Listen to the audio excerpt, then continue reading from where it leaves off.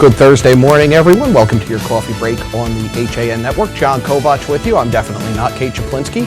Kate is off today. I'll be bringing you the news, weather, sports, and other updates from around the area. Don Eng will join me with a look back at a day many of us remember in history. Mike Suppy will be with us with a sports roundup. Quick look at the weather. Currently, it's reached its high of 41 degrees outside our Shelton studio. Sunny but cold.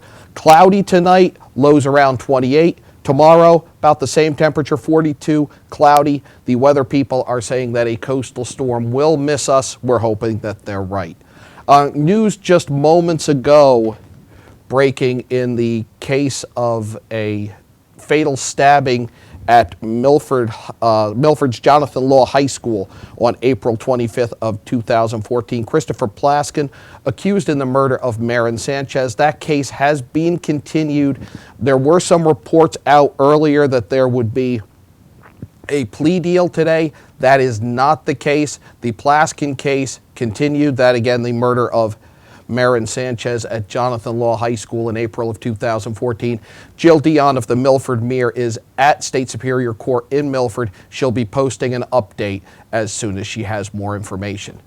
In other news, Shelton police arrested two city residents Wednesday afternoon, saying they were carrying a firearm during a drug deal that police witnessed downtown.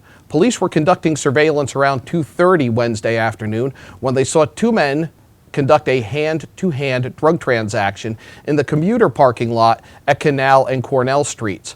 Officers found several individually wrapped bags of marijuana, several loose pills, and a semi-automatic handgun.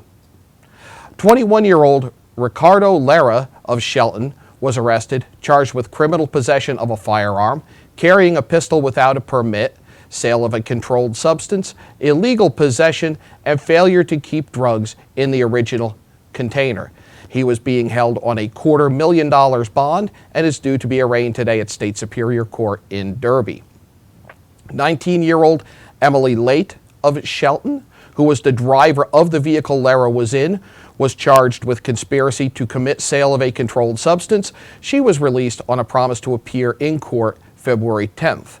21-year-old Sean Kellett of Shelton was issued a ticket for possession of less than 4 ounces of marijuana. He was released at the scene by police. Shelton police said the surveillance is an ongoing effort to be proactive in investigating drug dealing. They are asking anyone with information to contact the department. Calls may be kept confidential. A Bridgeport man was arrested late Wednesday night after Milford police said he tried to eat marijuana that he was carrying when he was pulled over. Brandon Petway, 33 years old, also had more marijuana concealed in his pants, according to a press release from Milford police. Milford police said the Narcotics and Vice Unit stopped Petway around 11 o'clock last night for a traffic violation on Bridgeport Avenue near the Exit 34 interchange with Interstate 95. Petway allegedly tried to consume the drugs as officers approached the vehicle.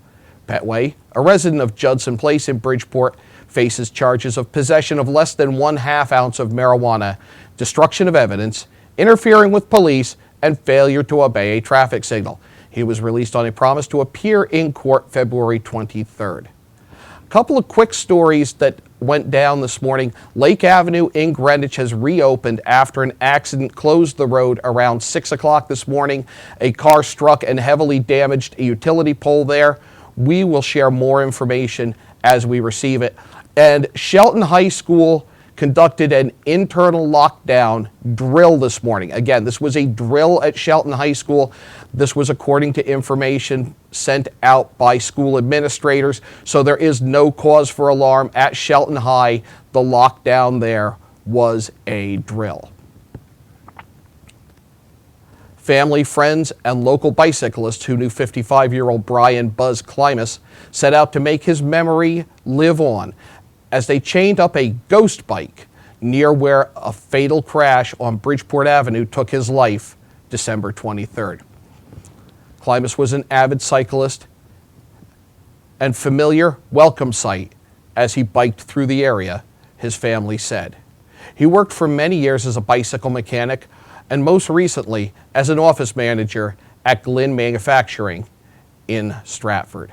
According to ghostbike.org, the purpose of the white painted bike is to serve as a roadside memorial and a place where a cyclist has been killed or severely injured, usually in a crash involving a motor vehicle.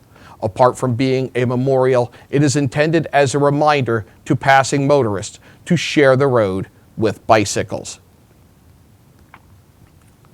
The Weston Board of Education has said no to a request from school custodians to assist them with negotiations with their employer, Shamrock of New England, based in Westport, seeking wage increases.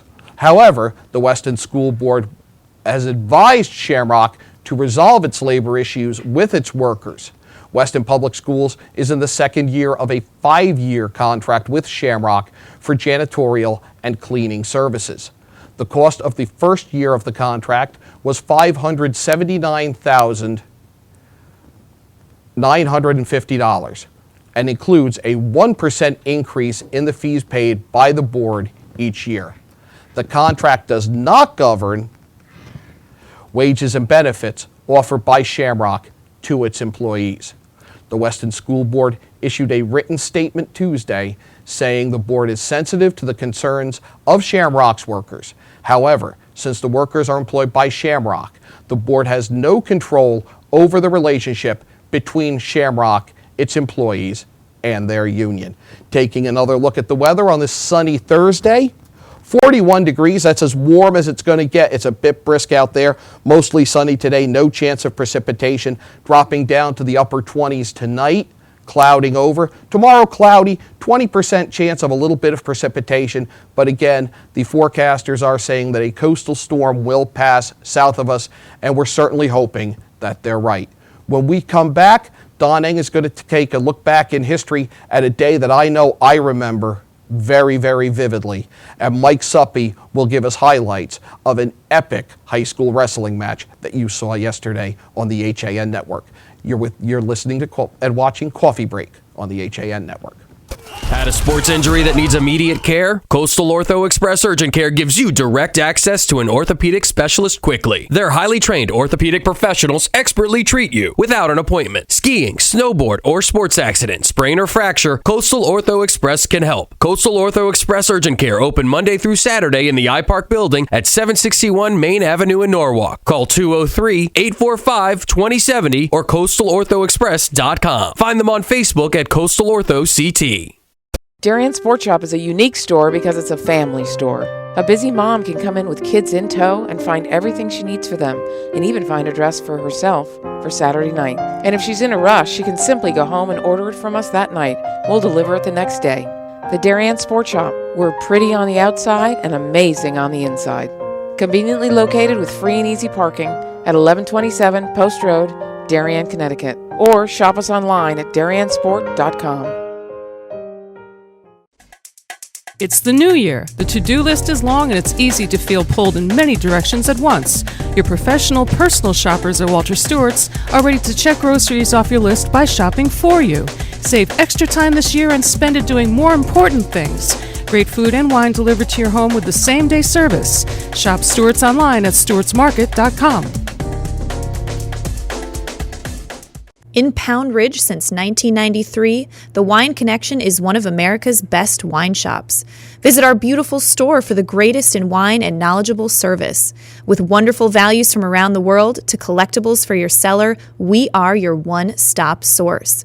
Visit our online shop at wineconn.com and make sure to sign up for email updates. With great offers, new arrivals, and special events, don't miss all the action at The Wine Connection, including tastings every weekend.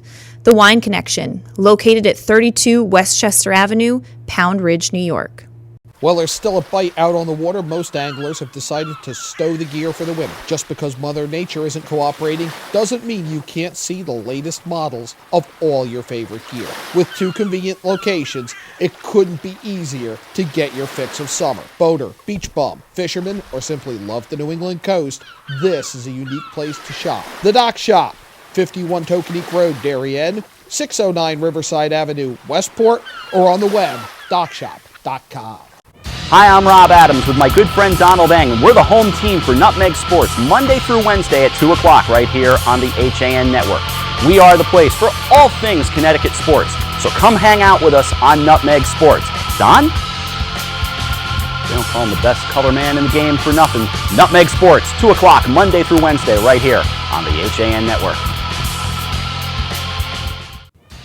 Welcome back to your coffee break on the HAN Network. John Kovach in for Kate Czaplinski this cold Thursday morning, reminiscent of a day I know I vividly remember and that Don Eng is going to tell us about as we look back in history.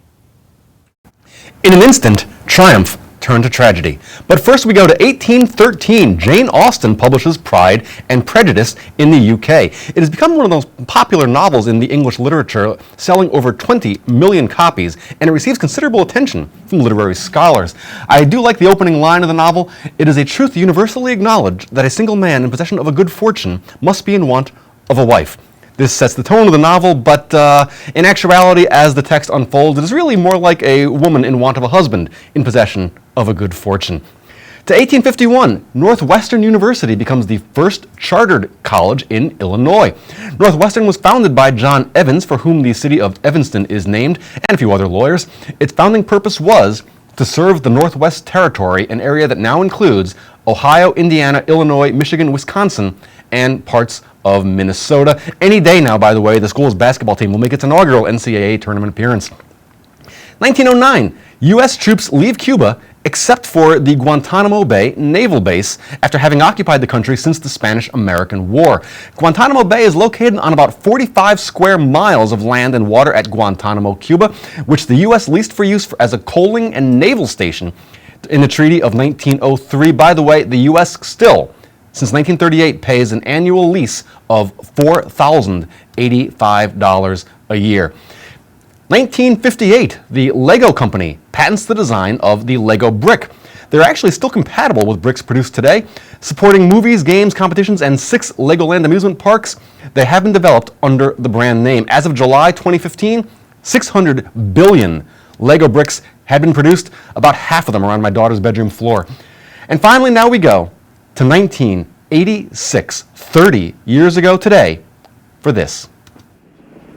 So the 25th Space Shuttle mission is now on the way after more delays than NASA cares to count.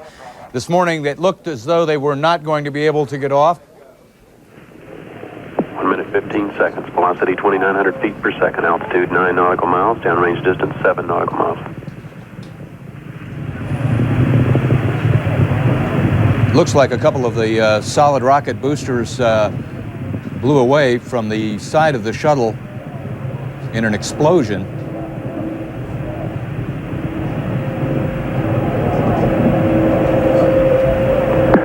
Flight controllers here looking very carefully at the situation. Obviously a major malfunction. We're awaiting word. They're holding their breath, just, I'm sure, as everyone else is. In the center of the fire and the smoke, you can't see any form of what was once the shuttle.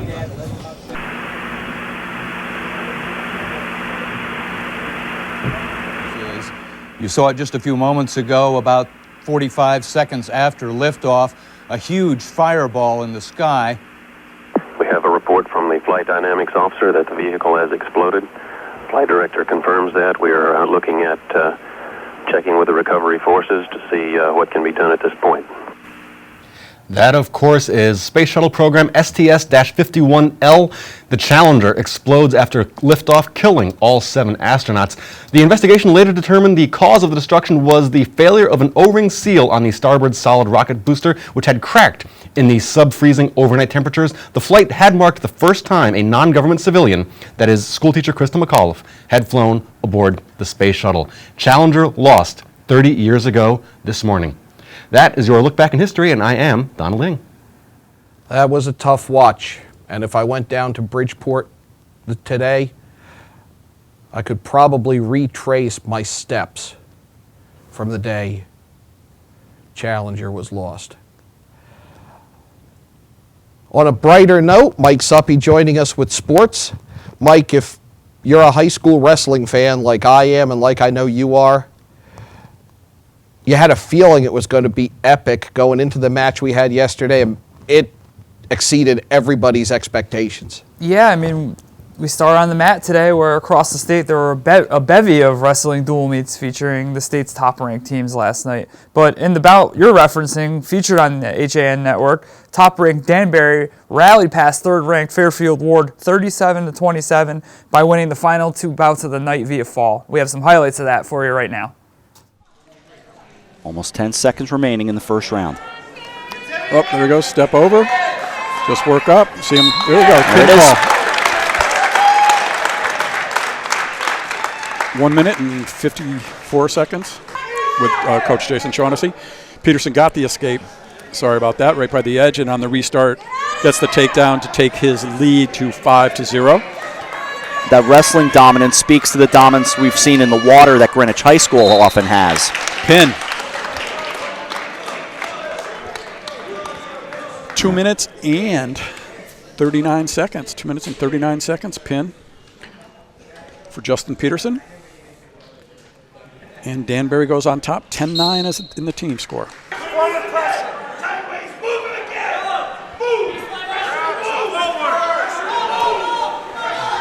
Trying to keep that one leg pin so we can work the top. That'll be Ward. Legs free. There he goes, trying to run the half. Adams trying to stay flat here so that there's no room but friction. He needs a little bit of air, make that move. Trying to step over here. Minute 23 to go here in the third period. He has him stacked. Oops. Tough to hold on here. This will be a tough to hold. Oh, good job. Good job by Cuoco there. He has the back points. Gets the pin call. Minute 6 left in period number 3. Gets Ward back on the board, 19-15. Big pin. And for Matt Adam, only his second loss of the year. And he looks exhausted. 1:05 remaining, first round.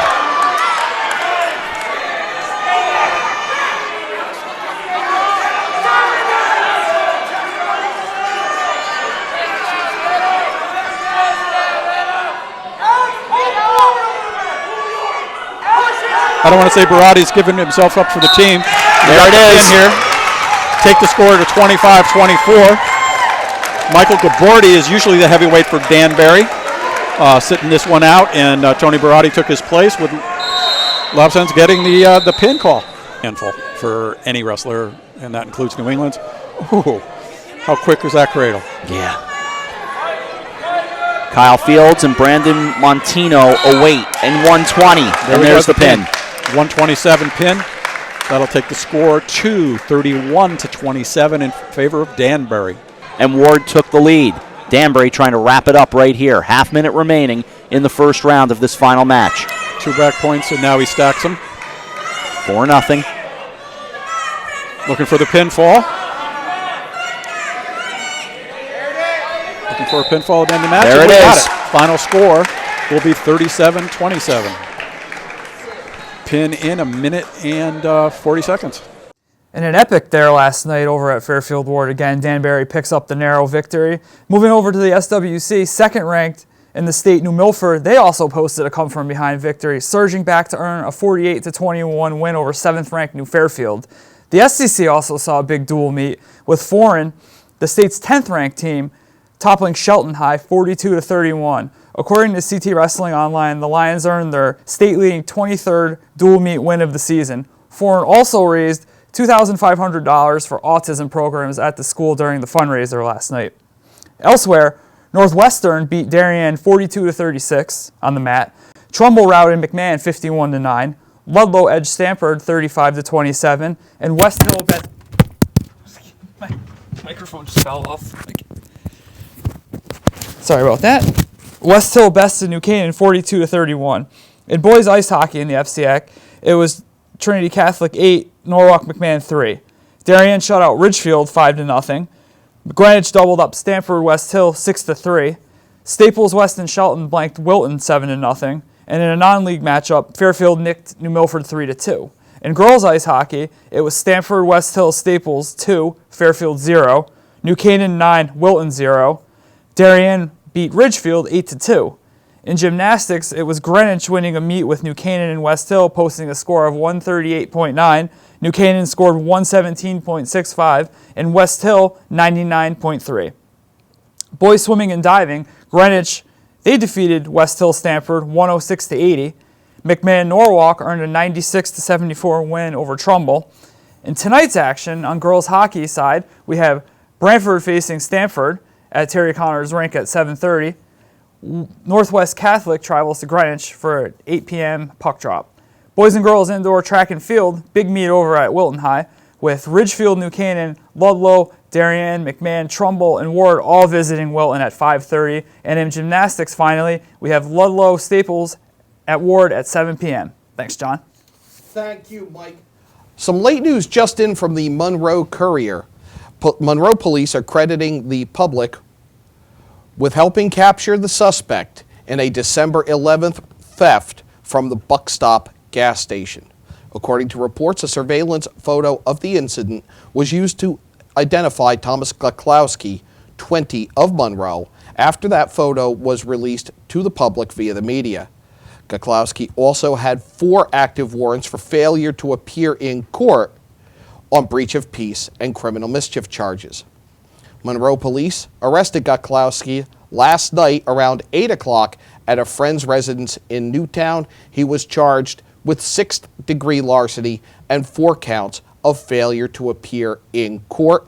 He was taken to court and is due to be arraigned this morning. You can read more on that story at monroecourier.com.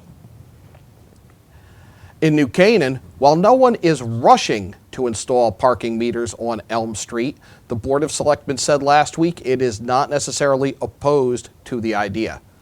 Selectman and Tucker Murphy, director of the New Canaan Chamber of Commerce, are suggesting alternatives to meters be sought and more research be done before turning to parking meters.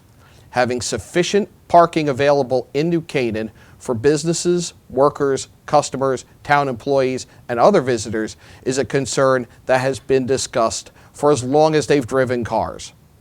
It comes to the public's attention each year, usually around budget season, which has just started for 2016-17. Some wonder if parking meters in the village would lead to spaces opening more frequently, thus making it easier for everyone to find a convenient spot. Presently, there are signs on streets around the village in downtown New Canaan restricting parking to 90 minutes or 60 minutes between 9 in the morning and 6 at night. You can read more on that story, which predates my 11 years at the New Canaan Advertiser at ncadvertiser.com. In Easton, firefighters from the Easton Volunteer Fire Company knocked down a blaze Tuesday on Burr Street with minor damage to the dwelling and no injuries to the homeowners or their pets. A caller reported flames coming out of an exhaust fan in a bathroom at 3:20 Tuesday afternoon. According to the police report, the Fairfield, Trumbull, Reading, Weston, and Newtown fire departments assisted, along with 2 Easton police officers. An update on a road project we discussed with you the other day on Coffee Break. The State Department of Transportation late Wednesday announced a break from work on the Route 35 bridge in Ridgefield today. Traffic will be normal on the road throughout the day today, Thursday. Work will resume Friday. That is when traffic will return to the alternating one-way pattern from 9 in the morning till 3 in the afternoon. Ridgefield Police Captain Jeffrey Kreitz said. The DOT did not say why work is stopping for the day today. There have been several delays in the project since it began in the fall. Work consists of constructing a temporary roadway and bridge to maintain traffic in both directions. The entire project is going to continue until May of 2017 as the bridge itself is replaced by removing the existing superstructure and a portion of the abutments then constructing a new span consisting of pile caps and a precast concrete deck. Also, stormwater collection and drainage systems will be installed. Keep up with that story at the Ridgefield Press. When we come back, I am going to take a look at the front pages in our Hersom Acorn newspapers. We'll look ahead to other programming, and we'll get you ready to face the day on your coffee break on the HAN network. I really wanted something that felt like a home. Coming from a big house, I wanted the feel of a home as opposed to a condo. The construction is incredible, whether it's the floors, the fireplace, the moldings, the lighting. It's as peaceful as my home was in the middle of the woods. It feels like a house. It does not feel like a condo or a townhome. I feel like I'm in my house.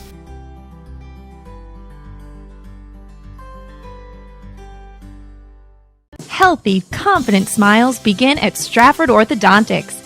Conveniently located on Main Street, we are Stratford's hometown orthodontist. We offer the latest in orthodontic technology, including Damon braces and Invisalign. We always accept new patients. Call today to schedule a complimentary consultation. 203-375-8332. Stratford Orthodontics, 2499 Main Street, Stratford. 203-375-8332. And online at stratfordsmile.com.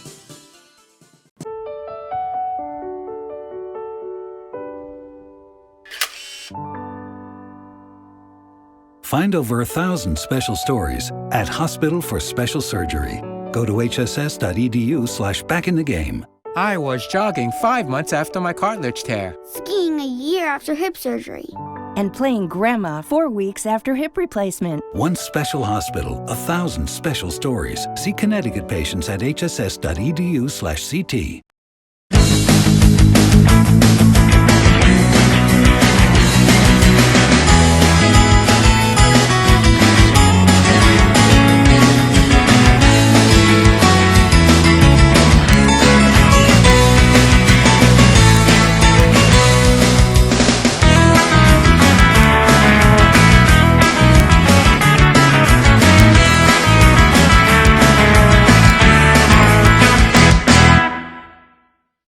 I'm John Kovach. I'm a newspaper editor. I'm a high school football coach. I'm a television presenter, and I want you to love fishing as much as I do. Tune in to Yankee Fisherman, Thursdays at 1 on the HAN network. It's like going to the tackle shop without leaving your office. You are watching the HAN network, and you're not alone. Nearly 500,000 viewers enjoyed our broadcasts in the first 5 months. Advertise on the network that reaches Fairfield County, Connecticut's most engaged audience. Contact Jessica Murrin, Advertising Director, at 203-273-7312 or email jessica@han.network. Welcome back to your coffee break on the HAN network. John Kovach in for Kate Czaplinski this Thursday morning, which means we're going to take a look at front pages in just a moment.